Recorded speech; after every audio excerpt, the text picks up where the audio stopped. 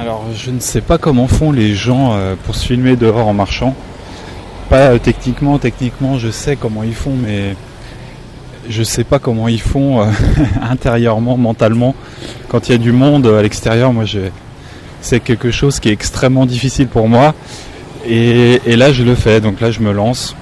C'est la première fois que je me filme en extérieur en parlant. Et je pense que... voilà, justement je pense pas en fait, je le fais parce que si je réfléchis, je sais que je le fais jamais. Mais justement j'essaye de faire des choses différemment maintenant. Donc je sais que ça va tuer personne et qu'il y aura du monde. Donc en fait, il faut savoir trouver le moyen de se mettre dans sa bulle, disait Anthony dans une vidéo. Le secret d'arriver à parler en public, enfin en public dans la rue, si tu te concentres sur ce que font les autres, et c'est mort. Faut te concentrer à toi-même comme si tu étais tout seul dans ta bulle et tu fais pas attention aux autres.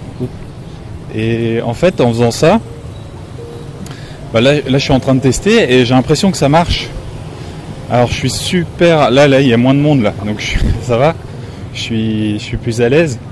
Mais dès que je croise quelqu'un et j'ai envie de m'arrêter de parler ou de faire une pause, tu vois, ça m'interpelle. Donc j'ai beaucoup de progrès à faire. C'est normal, c'est le début. Mais l'idée c'est que même quand il y a du monde qui me voit et qui m'entendent, de ne pas y prêter attention, de continuer à être moi-même. Et je pense que c'est un exercice puissant de se dire que on peut être soi-même malgré le regard des autres. Et voilà, on leur fait pas de mal en faisant ça. Au contraire, je pense que d'être soi-même, certes on est regardé, etc. Mais au moins, je pense que quelque part, c'est mieux que d'être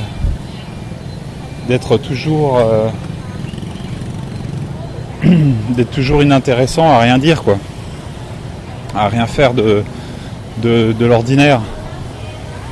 Alors quand on fait des choses,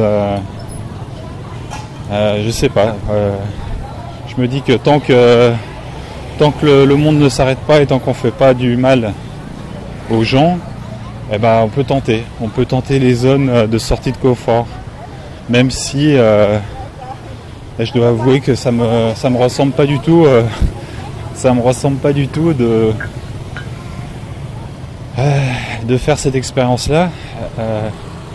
Donc c'est une grosse sortie de zone de confort. Donc là c'est puissant là, ce que je suis en train de faire. J'imaginais même pas.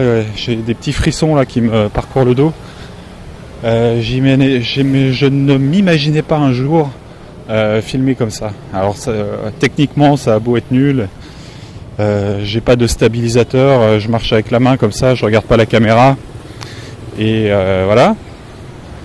Mais juste pour le challenge, pour le faire,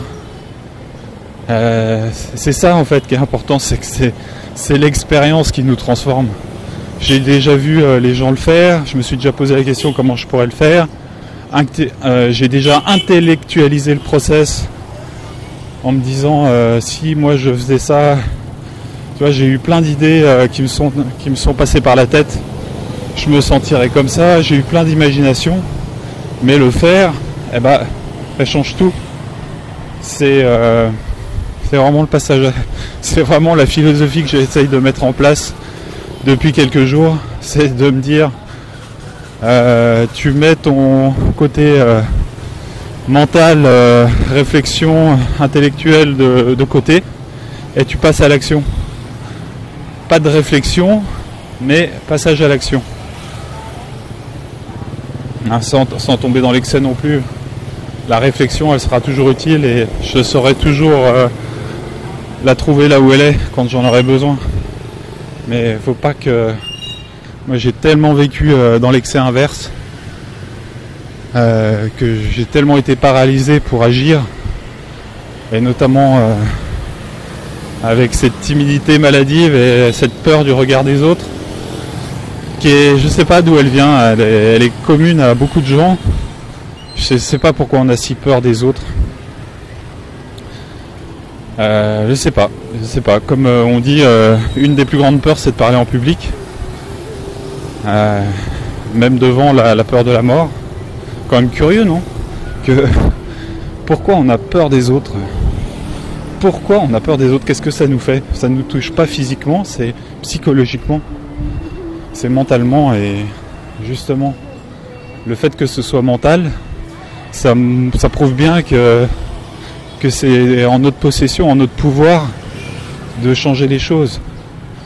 Et moi, j'imagine même pas si j'arrive à me délivrer de cette peur, eh ben, qu'est-ce que ça pourrait, quels pourront être les effets bénéfiques de cette délivrance. Alors voilà, je vais essayer de petit à petit de regarder plus dans les yeux, de regarder les gens sans penser que ça les dérange, de faire des choses sans me demander à chaque instant qu'est-ce qu'ils vont penser de moi, est-ce que je suis pas bizarre là face à eux. Voilà, d'arrêter. En plus, c'est très la timidité quelque part, c'est très égocentrique comme on dit. Faut arrêter de penser qu'on est le centre du monde et que qu'est-ce qu'ils vont penser de moi, est-ce que j'ai pas l'air ceci, cela, en fait, quand on raisonne d'une certaine logique, ça n'a pas de sens. Ça n'a pas de sens d'être timide et d'avoir peur des autres parce que on fait pas de mal, encore une fois. Et voilà pourquoi, c'est vraiment une question que je me pose. Pourquoi avoir peur du regard des autres, avoir peur d'être bizarre, avoir peur de ne pas faire comme les autres. C'est comme une pression constante à se conformer, à ressembler aux autres, à faire comme tout le monde. Moi, souvent, je me suis dit, non, moi je suis pas comme ça, je suis pas comme un mouton, je fais pas comme les autres. Mais c'est fou comme on a l'impression que ça nous touche pas, et comme malgré nous, on est tellement influencé par les autres. On s'en rend même pas compte. L'influence de l'environnement, géographique, social, les relations humaines. Et ouais, tout ça, ça agit sur notre mental. Et le mental, il agit sur nos actions. Et pour changer nos actions, et par là même nos résultats, eh ben, il faut changer notre mental, c'est bien connu. Enfin, c'est un circuit qui est bien connu en développement personnel et que j'ai intellectualisé depuis pas mal de temps, plus d'1 an. Mais je suis jamais passé véritablement à l'action. Mes comportements, j'ai jamais franchi le pas de mes peurs pour les changer. Et donc forcément, mes résultats, ils n'ont pas été très différents de... Vous voyez, là, il y a le parc, un peu joli, hein, tout ça. Et voilà, ils n'ont pas été différents. Et c'est dur en fait, on se rend pas compte, mais c'est dur de changer nos comportements. C'est tellement dur qu'on s'en rend pas compte. La première chose, c'est se rendre compte, parce qu'on n'en a pas conscience. Avoir conscience qu'on est conditionné et qu'on a peur. Donc c'est en fait dans chaque action de la vie, il faudrait avoir un détecteur dans chaque situation. Tac, dès qu'on ressent une petite peur, un petit sentiment désagréable, eh bien il faudrait dire oh chouette. Là c'est une occasion en or de progresser, de changer ça. Si on saisissait l'opportunité de se sentir pas très bien, en fait il faut être à l'écoute. Il faut être à l'écoute de soi-même, de ce qu'on ressent. Et à chaque fois qu'on ressent une gêne, une peur, ça peut être, on parle beaucoup de peur, mais on peut l'appeler différemment. Des fois ça parle pas aux gens de dire vainc tes peurs. Oui, moi c'est bon, j'ai vaincu mes peurs, on se dit. Mais non, on sait pas vraiment mettre 2 mots là-dessus, mais tout le monde a ce genre de feeling, c'est normal. On peut l'appeler peur, on peut l'appeler gêne, on peut l'appeler malaise, on peut l'appeler Voilà, je me sens différent, je me sens bizarre.